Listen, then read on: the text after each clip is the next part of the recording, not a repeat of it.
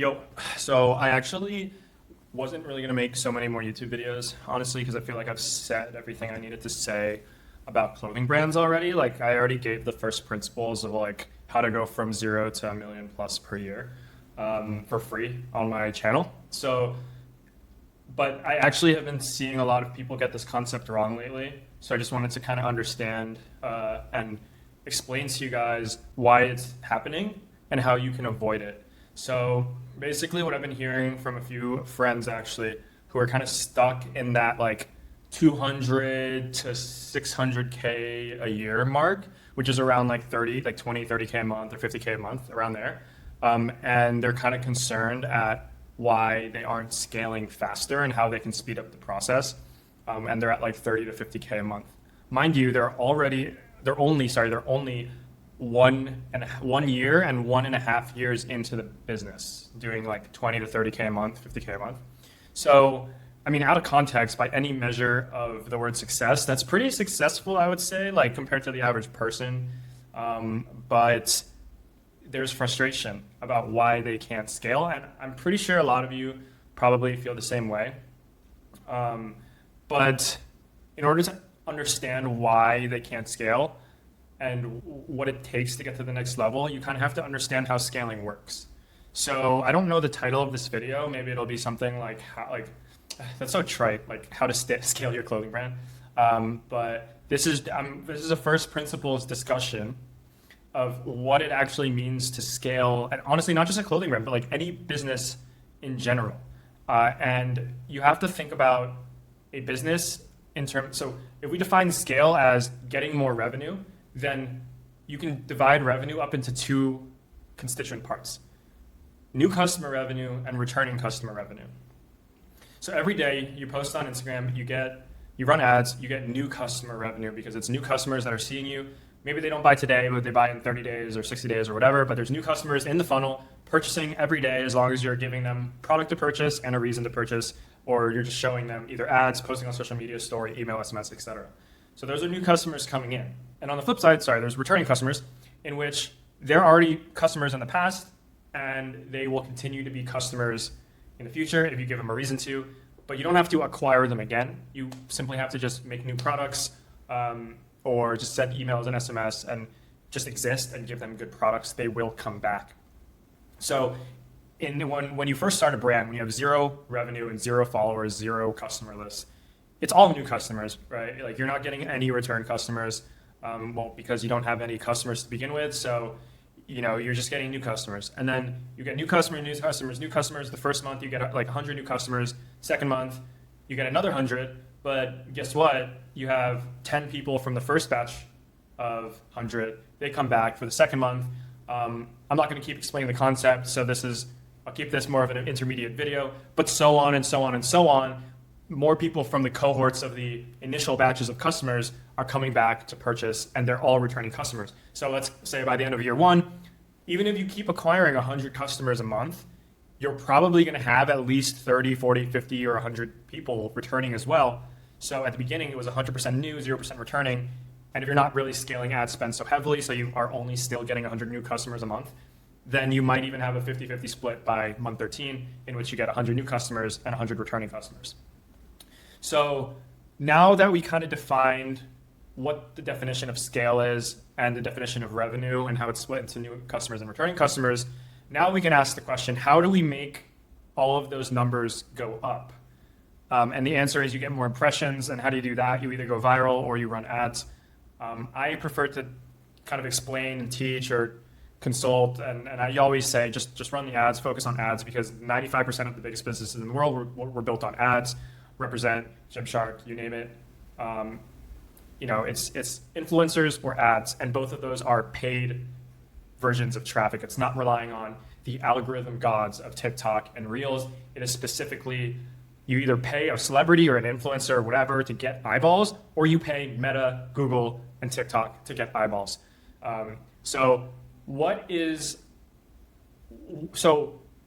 with those definitions in place, how can we achieve scale? In order to get scale, you increase ad spend because that increases the eyeballs on your brand, And then that will get you more revenue because a certain amount of those eyeballs will convert, maybe 0.7%, 1%, 2%. So now that we know like how to get the impressions, so in order to scale, you could literally just increase the impressions to get the traffic, to get the conversions. So what do? You basically, let's just say you're using Facebook ads, you spend more on Facebook. So if we were logical, then you could say, oh, I'll spend 5 times more on Facebook. I'll get 5 times more revenue. But that's just not how that works for many reasons. You can't just scale your Facebook account just because you want to, obviously. But like people don't really understand the mechanisms of why they can't scale. So in the market for your product, there is a certain amount of people in that market. And then that's a demand. And then there's a ton of people who are selling it, you and your competitors. That is a supply. So at any given moment on Facebook shopping, there are a certain amount of people running a certain amount of ads to those customers. All of you, assuming it's an efficient market, all of you guys are spending X amount of ads, competing against each other in the auctions for those customers, say 1 million customers. You split up all the customers amongst yourselves. Now, after that 1 million customer, there's no customers left. And if there were, then those customers would be really, really expensive, right? So like every additional customer, it's very hard for Facebook to find those incremental customers after you've already acquired the majority of customers. And this is not just applicable to you, it's applicable to every single business in your niche. And this is the exact reason why you can't just 5x your ad spend without changing a lot of other things in the business in order to scale your ad account and scale your revenue and scale the business. And the underlying reason why you can't just scale through increasing your ad spend is because of the cost of ads, and Facebook charges a CPM, a cost per 1,000 impressions, to every company. I'm not immune to this, and you're not immune to this. We all succumb to the pressures of Meta, and they just charge insane amounts of money for us to spend on their platform to give us the impression. That's just the way it works. It sucks, but unfortunately, that is simply the best way to get impressions. So just because you have a business that's doing well, you have a business, let's paint the picture, 50K a month business, you're getting 1,000 new customers a month, and then you're getting maybe 200 return customers a month, and you're trying to scale it. Well, although to go from 1,000 new customers a month through Meta to 1,100 or 1,200, it's going to be very expensive, right? So how do you scale a business if you can't spend more on Meta ads? The actual lever to scaling is actually the variable of time. And what does time do? What does time do for your business? Over time, like I said, those 1,000 customers that you get, a certain amount of them are return customers. That's why people are always like, what's your return customer rate? The reason that's important is because return customers is literally the key to scaling a business. All the people that come back after purchasing the first time, you just keep stacking them month after month after month, year after year after year. The lever isn't increasing ad spend. In theory, okay, side note, in theory, you could find a unicorn ad that 2x's your ad account, assuming that your creatives are already at peak efficiency and that you're scaling as hard as you can within the constraints of the way your business is already set up, the products, the back end, the systems, everything else. Assuming you have a perfect ad account with perfect creatives, at that point, which probably isn't most of you, but for theoretical first principles sake, at that point, the lever is not Facebook ads anymore. You're doing everything right. You're doing everything right. You're releasing products pretty often. And my friend's going to be 100% watching this, but he's doing a really good job at releasing products as well. He has a varied ad account, but he's wondering why he can't scale even faster. It's because of the built-in cost where 25 to 30% of your P&L, unfortunately, is going to Meta. Meta just prices out. The way that they determine the pricing is that they don't want to charge you too little because then they have investors and shareholders and stakeholders to look after, so they want to make a lot of revenue and profit for the stock market, et cetera. So they need to charge you a decent amount. But they can't charge you too much because if they charge you too much to the point you turn off your ads, they make no revenue as well, and their stock tanks and everyone's unhappy. So they have to choose an amount that more or less I don't know how they can do this, but it seems to be that perfectly they'll get you to around 30 to 40% of your revenue. So about 30 to 40% of your marketing is of your of your revenue is Meta. I don't know how they do it, but across every business I've ever run, at least from 2022 and on, 2017 is like a whole different ballgame. But 2022, 2023 and on, especially after iOS 14, seems like Meta's trying to take 20 to 35% of your P&L. So for someone who's doing seemingly everything right and wants to scale faster, the only variable that you can control is time. Just time in the game. Time to improve your product, to increase word of mouth. Time to improve your backend systems, your Klaviyo account, your PostScript account. Just making sure that everything's dialed in. Time to improve your management, right? And your leadership. Try to convince talented people to work for you, right? So that you get better talent, which gets you better products, which gets you better creatives and better campaigns. It's not going to be found in the ad account if you're doing everything already at like an 8 out of 10 or a 9 out of 10. Of course, there's a lot of you that are probably really bad at launching products people want, as well as making good ads and launching enough products people want. But that's like a whole different story. This is kind of like an intermediate video. But the truth is, it takes 10 years to build something big. And if you're after 1 year frustrated with the fact that you can't scale faster, then you don't understand that like, because of the way we get the way that we scale is through Meta. Meta is literally putting a limiter on your business. Again, you could not use Meta, and then maybe you find a celebrity. There's a lot of brands that partner with they convince a celebrity, and that helps them grow 3-5x. You could go viral on TikTok and Reels, but nowadays everyone knows organic traffic is down, so you're going to have to pretty much rely on Meta. And if you rely on Meta, 30% of your P&L goes to ads. So the only thing you can do is have an amazing product that people choose time and time again, so that they return purchase as well as word of mouth and tell their friends. I didn't even touch on that. So I actually split it up into 3 parts. So new customers, return customers, and then kind of like new customers that are word of mouth customers because one of the return customers or the new customers or the other customers basically told them about it. So that's kind of like organic word of mouth. And if your product is good enough, and I've said this in multiple other videos, you get return customers, you get word of mouth, and then that's how you can grow with a high MER, which means that you're not spending a lot on paid marketing, maybe 15 to 20% of your P&L, because other people are marketing for you or just purchasing, again, because they had such a good experience. That was a long, winding video. A little bit of an intermediate topic, but I hope it was helpful for people that are stuck between 30K and 100K a month. You just have to keep pushing and be consistent. Every founder interview of 8 and 9 figure companies, they didn't go from 0 to 100 million a year in 1 year unless it was like a technology, like an R&D related product, a tech enabled physical product, or maybe a consumer product that scaled heavily into Whole Foods or Costco or something. Most people who are just doing DTC, especially in clothing, you're going to do 100K your first year, 300K, 500K, 1 million in your 4th year, 2 million in your 5th year, 5 million, 10 million, 20 million, 50 million, 100 million.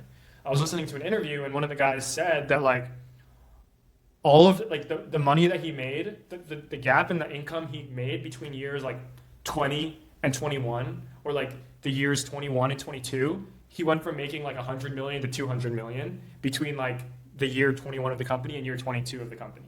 But the past 21 years was building up to that first 100 million, right? So it's like in that 22nd year, he made a bigger delta of income than the entirety of like the history of the company. We don't, 20 years is a long time. A lot of you are probably pretty young, so you don't have that perspective of kind of like time yet, and like how long life really is, and how long that you're allowed to make money over long periods of time. Believe it or not, you don't have to, rush it all in like the first couple of years. If you have, I think there's so much information, and this is like a whole other topic. I'm going on a fucking tangent, but there's so much information available for free, my channel or any other channel, or just like communities and friend groups and group chats and whatever. Like people are willingly sharing information all over the place, podcasts, Twitter, whatever. It's almost impossible to not be really good at ecom.